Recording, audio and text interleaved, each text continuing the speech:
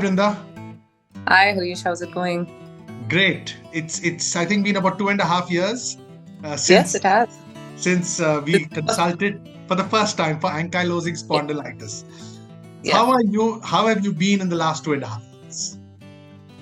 Okay, so I'll start with where I was when I came to you, and I was on my last ring of hope because I saw my grandfather has AS, my charger has AS, and I saw the both of them deteriorating. So to give you context, my grandfather is completely hunchbacked and he can't hear, and he got dementia because he couldn't hear.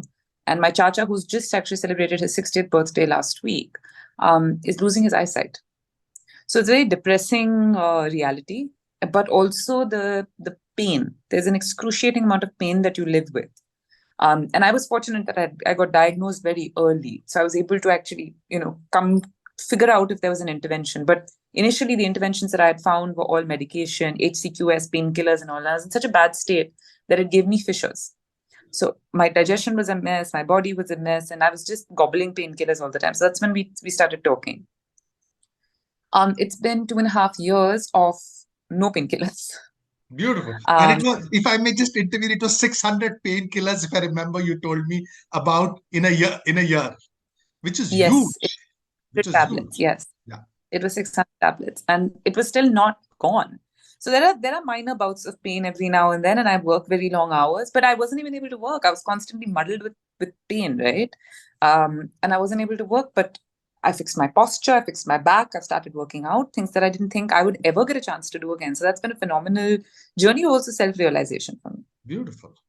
Beautiful. Yeah. So 2.5 years has generally been pretty good. It's been great. Yes. Excellent. Excellent. But then suddenly you got back to us, I think about 1.5, 2 months back again, which is a little shocking for us. And you said you had fever for about 10 days. So what happened then? So I finally got COVID. That's what happened. Okay. And I took your advice in the sense I didn't really take any medicines. But post-COVID, about 6 days after I finished my 1 week of my 10 days of quarantine, I spiked a very high fever again. And I collapsed. I spiked about 102 fever and I collapsed. And then I got in touch with a doctor just to try and figure out what was going on.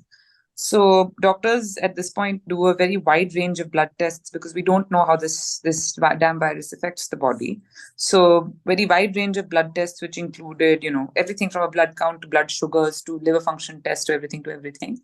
And my tests have come back positive for typhoid and for malaria, for dengue. Right. Quite a shocker. And double whammy.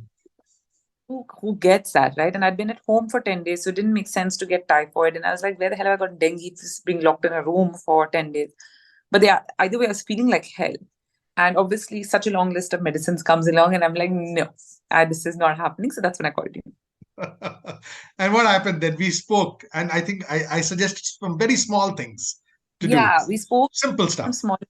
And you told me to just continue with a few things that I had been doing and add just very small minor touches. And 4 days later, I was up and about again. Isn't that beautiful? It's amazing. It's amazing what the body can have given the right set of circumstances. It's so sad when I see people suffering from dengue, from chikungunya for 6 months, 8 months with severe pain in their fingers and their joints. And here you are, who used to have huge problems before, and now 4 days or 3 days, something like that, and you're done and over with. You're back to normal. My fever broke the very first night from whatever you had mentioned. I don't remember the exact details, but my fever broke the very first. After 10 days, after having it for 10 days. Yes. Beautiful. Just very happy for what you've gone through, how you are, Brinda. Thank you for keeping the faith in what we do, in the systems we follow, and love to share this with the rest of the world. Thank you so much, Brinda. My pleasure, Harish. Thank you. Thank you so much.